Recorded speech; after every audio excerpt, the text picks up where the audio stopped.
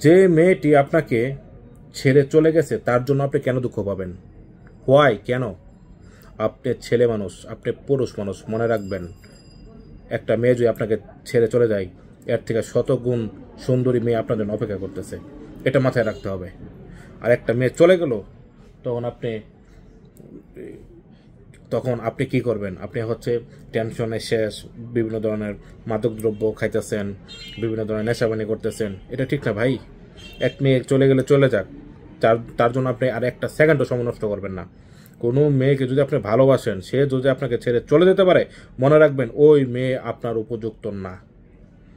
ওকে ছেড়ে যান, মানে ওকে ভুলে যান। ওর ওর কথা ভেবে আপনি আপনার জীবন থেকে যদি একটা মিনিট সময় অপচয় করেন, এটা আপনার লস। সামনের দিকে আগাবেন, আপনি আপনার নিজের দিকে খেয়াল রাখবেন, পরিবারের প্রতি খেয়াল রাখবেন, বাবা মাকে সম্মান করবেন, আপনি আপনার মতো চলবেন। ওই মেয়ের কথা জীবনে চিন্তা করবেন না। মনে রাখবেন এর থেকে ভালো মেয়ে আপনার জন্য অপেক্ষা করতেছে। ধন্যবাদ। আসসালামু আলাইকুম।